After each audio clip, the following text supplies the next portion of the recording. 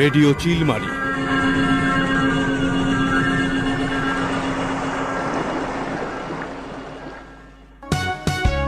দুর্যোগ দুর্যোগ দুর্যোগ দুর্যোগে করি না ভয়ে, ঝড় বৃষ্টি বন্যা খরা রুখবো মোরা ভাই।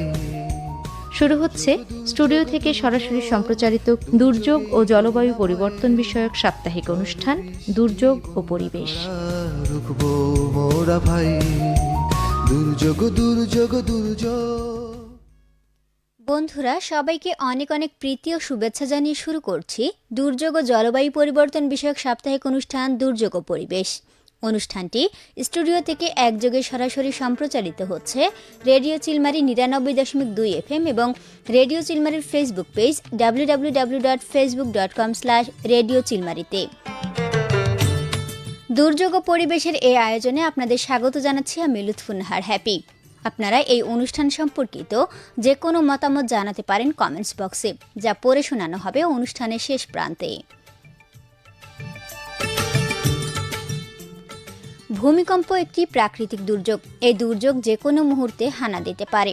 ভূমিকম্পের কোনো আগাম সতর্কবার্তা বা প্রতিরোধ ব্যবস্থা নেই, তাই জনসচেতনতা ও যথাযথ পূর্ব প্রস্তুতিই পারে ভূমিকম্প পরবর্তী ক্ষয়ক্ষতি কমিয়ে আনতে। আবহাওয়া অধিদপ্তরের ভূমিকম্প পর্যবেক্ষণ কেন্দ্র থেকে ২০১৬ সাল থেকে এখন পর্যন্ত হওয়া ভূমিকম্পগুলোর তথ্য পাওয়া গেছে।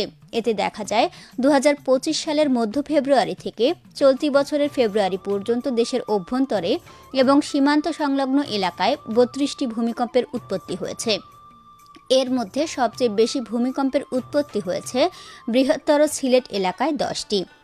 আর চলতি বছরের ফেব্রুয়ারির প্রথম ২৬ দিনে অন্তত ৮ বার ভূমিকম্প অনুভূত হয়েছে। আবহাওয়া অধিদপ্তরের ভূমিকম্প পর্যবেক্ষণ কেন্দ্রের ভারপ্রাপ্ত কর্মকর্তা রুবাইয়াত কবির বলেন, ২০১৬ সালের পর দেশের অভ্যন্তরে মাত্র ১৩ মাসে ৩২টি ভূমিকম্প উৎপত্তির রেকর্ড নেই। দেশের অভ্যন্তর এবং সীমান্তবর্তী এলাকাগুলোতে ভূমিকম্প বেড়ে যাওয়ার কারণ ভূ অভ্যন্তরে যে বিপুল পরিমাণ শক্তি সঞ্চয় হয়েছে সেটার বহিঃপ্রকাশ। এটি একটি বড় আকারের ভূমিকম্পের ইঙ্গিত দেয়, যেটা অনেক দিন ধরেই বলা হচ্ছে। হ্যাঁ বন্ধুরা, আমরা আজ কথা বলবো ভূমিকম্পের প্রস্তুতি ও করণীয় সম্পর্কে। চলুন তার আগে জেনে নেওয়া যাক কি কি থাকছে আজকের পর্বে। থাকছে কৃষক ভাইদের জন্য নিয়মিত আয়োজন কৃষি আবহাওয়া বার্তা, ভূমিকম্পের প্রস্তুতি ও করণীয় নিয়ে ভিডিও প্রতিবেদন এবং নাটিকা। বন্ধুরা, অনুষ্ঠানের শুরুতেই রয়েছে কৃষি আবহাওয়া বার্তা।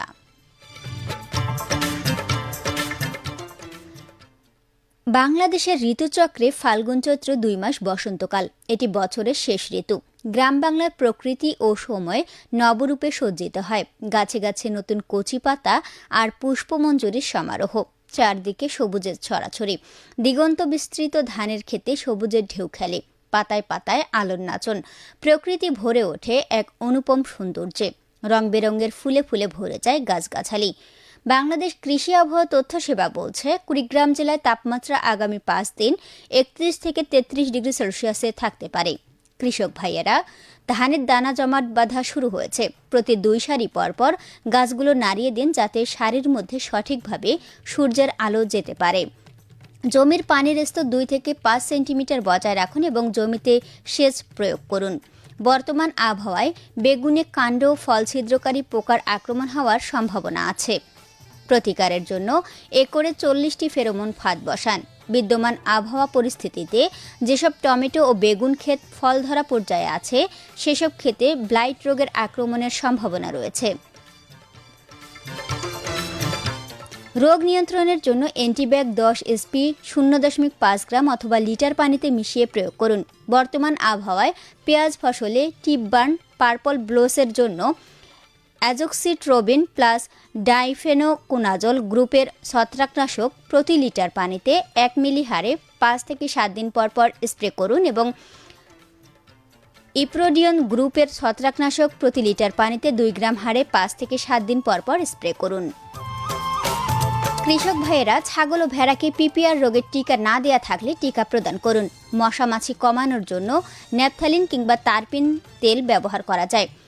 মশার প্রকোপ থেকে গবাদি পশুকে রক্ষা করুন। মশারি অথবা মাটির পাত্রে সাবধানতার সাথে কয়েল ব্যবহার করুন। চর্মরোগ দেখা দিলে দ্রুত যথাযথ ব্যবস্থা নিন। গোয়ালঘর পরিষ্কার পরিচ্ছন্ন রাখুন। গবাদি পশুকে পর্যাপ্ত পানি পান করান। বন্ধুরা, ভূমিকম্পের প্রস্তুতি ও করণীয় চলুন একটি ভিডিও প্রতিবেদন দেখে ও শুনে আসি। বাংলাদেশ ভূমিকম্প ঝুঁকিপূর্ণ অঞ্চলের মধ্যে অন্যতম। বিশেষজ্ঞদের মতে বড় ধরনের ভূমিকম্প হলে দেশের বিভিন্ন এলাকায় ব্যাপক ক্ষয়ক্ষতির আশঙ্কা রয়েছে।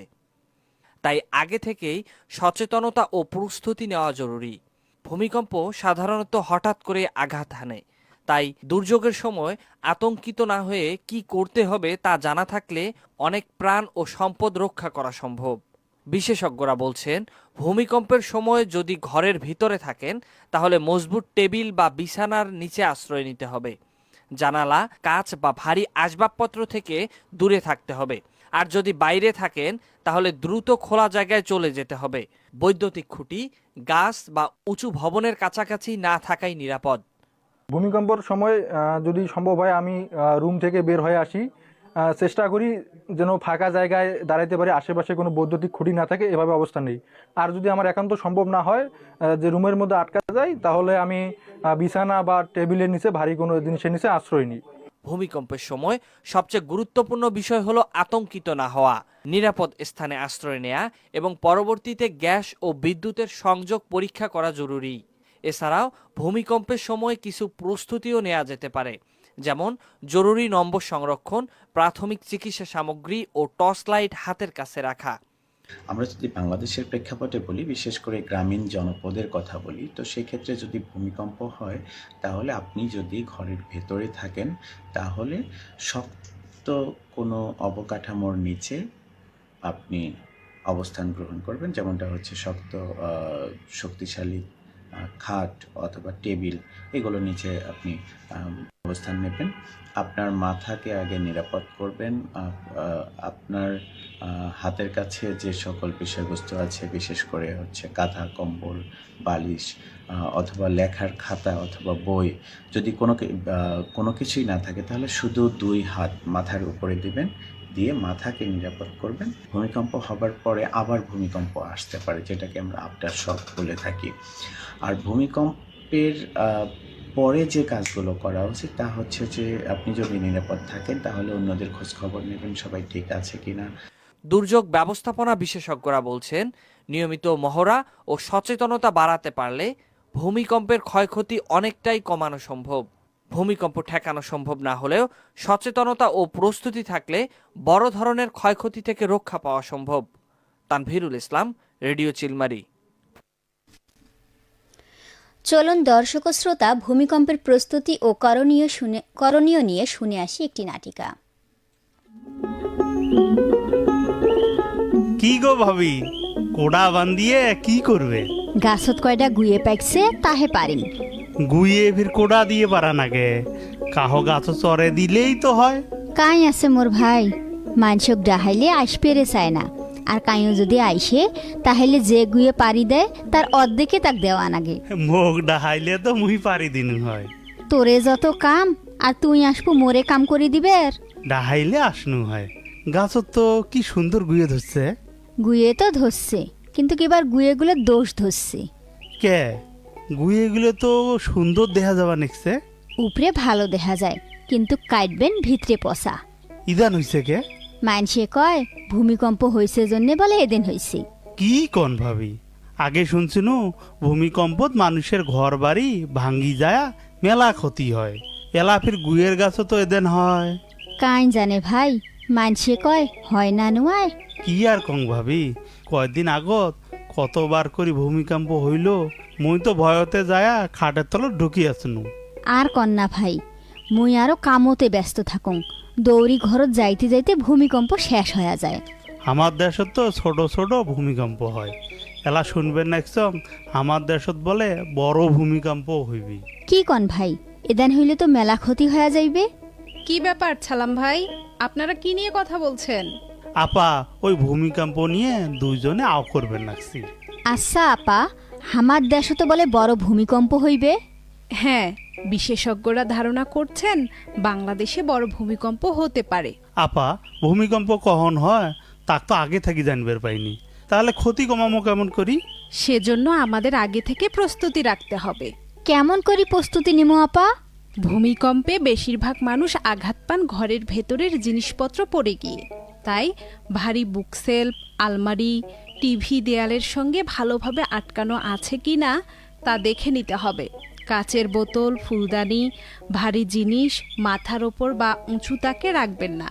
বিছানার পাশে বড় বড় জিনিস রাখার অভ্যাস বাদ দিতে হবে। বুঝছি আপা। ভূমিকম্প হলে কি করবেন এটা আগে থেকেই পরিবারের সবাইকে ঠিক করে রাখতে হবে। সবাই কোথায় জড়ো হবেন সেটা নির্ধারণ করে রাখতে হবে। আপনাদের ছেলে মেয়ে স্কুলে থাকলে কি করবে, বাড়িতে থাকলে কি করবে, তার জন্য আগে থেকেই পরিকল্পনা রাখতে হবে। আর কি কি করা নেকবে আপা? ভূমিকম্পের পর কয়েক ঘন্টা বা কয়েকদিন সমস্যা হতে পারে, তাই টর্চ লাইট, অতিরিক্ত ব্যাটারি, পানির বোতল, শুকনা খাবার, পাওয়ার ব্যাংক, প্রাথমিক চিকিৎসার বক্স একটি ব্যাগে প্রস্তুত রাখতে হবে। আর ব্যাগটি এমন জায়গায় রাখতে হবে যাতে দ্রুত নেওয়া যায়। এত কিছু করা নেকবে? হ্যাঁ, দুর্যোগের পর আর্থিক সমস্যা যেন না হয় সেদিকেও খেয়াল রাখতে হবে। গুরুত্বপূর্ণ নথিপত্র যেমন জন্ম সনদ, স্কুলের নথি, ব্যাংকের কাগজ এক জায়গায় সংগঠিত রাখতে হবে। বাড়ি বা ফ্ল্যাটের যে অংশ দুর্বল মনে হয় তা মেরামত করতে হবে। আপা, এগলে তো আগে থেকে কি করা নেকবে তাহে কইলেন, এখন কন্ত ভূমিকম্পের সময় কি করা নেকবে? ভূমিকম্পের সময় যেখানে আছেন সেখানেই থাকতে হবে। হামাগুড়ি দিয়ে টেবিল বা খাটের নিচে অবস্থান করতে হবে। স্থির থাকতে হবে। রান্নাঘরে থাকলে বেরিয়ে যেতে হবে। আশপাশে বা মাথার উপর থেকে ভারী কিছু পড়বে কিনা খেয়াল করে নিজের অবস্থান নিতে হবে। ঘরের বিমের নিচে বা কোণায় আশ্রয় নিতে পারেন। আপা, মুই তো ভূমিকম্পের সময় খাটের নিচে ঝুঁকি থাকং, আর ভাবি বলে যেটাই থাকে সেটাই থাকি দৌড়ে। ভাই, আপনি যে কাজ করেছেন সেটা ঠিক আছে, কিন্তু ভাবি আপনি এটা একদম ঠিক করেননি। ভূমিকম্পের সময় দৌড়াবেন না বা সিঁড়িতে যাবেন না। হোক আপা, এলা থাকি আর ভুল হবার নয়।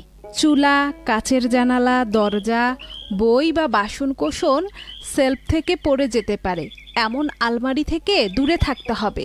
আচ্ছা আপা। ভূমিকম্প থেমে গেলে সিঁড়ি দিয়ে বাড়ির বাইরে আসতে হবে। আশপাশে ভবন নেই, ইলেকট্রিকের তার নেই, চিমনি নেই, গাছ নেই, মাথার উপরে পড়তে পারে এমন কিছু নেই, এমন জায়গায় গিয়ে দাঁড়াতে হবে। সেতুর উপরে ওঠা যাবে না, ফ্লাইওভারের নিচেও দাঁড়ানো যাবে না। বুঝছি আপা। যদি গাড়িতে থাকেন তাহলে দেখে শুনে আস্তে আস্তে গাড়ি থামাতে হবে। ফাঁকা জায়গায় গাড়ি পার্ক করে রাখতে হবে। লাইট পোস্ট, ভবন, গাছ, সেতু, ওভারব্রিজ, ফ্লাইওভারের নিচে গাড়ি রাখা যাবে না। হোক আপা। আর শোনেন, ভূমিকম্পের সময় কখনোই জানালা দিয়ে বা বারান্দা থেকে লাফ দেবেন না এবং জনবহুল ভবনে সিঁড়ি দিয়ে নামার চেষ্টা করবেন না, কারণ এই তাড়াহুড়ো করে নামতে গিয়েই কিন্তু অনেকেই আহত হয়ে থাকেন। হ আপা, মুইও শুনছং ভূমিকম্পের সময় বলে মেলা মানুষের হাত ঠ্যাং ভাঙ্গে। হ্যাঁ, আমাদের দেশে গত বছরের 21 নভেম্বর ভূমিকম্পে অনেকেই মারা গেছেন।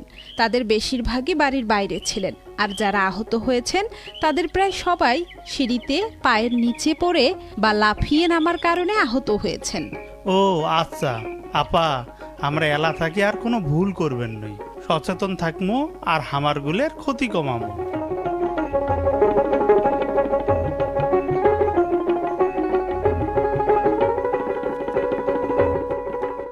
বন্ধুরা, দুর্যোগ ও পরিবেশ অনুষ্ঠানটি রেডিও চিলমারি ৯৯.২ FM এর পাশাপাশি ফেসবুক পেজ www.facebook.com/রেডিওচিলমারিতে দেখতে পাচ্ছেন। আমরা এখন আপনাদের করা কিছু কমেন্টস পড়ব। আমাদের সাথে যুক্ত হয়েছেন মোহাম্মদ কামরুল হাসান, লিখেছেন শুনছি ঢাকা সাভার থেকে, অনেক সুন্দর আয়োজন, ধন্যবাদ আপনার মতামতের জন্য। আর যে হৃদয় লিখেছেন শুনছি পাটোয়ারি রানীগঞ্জ চিলমারি থেকে, অসংখ্য ধন্যবাদ যুক্ত হওয়ার জন্য।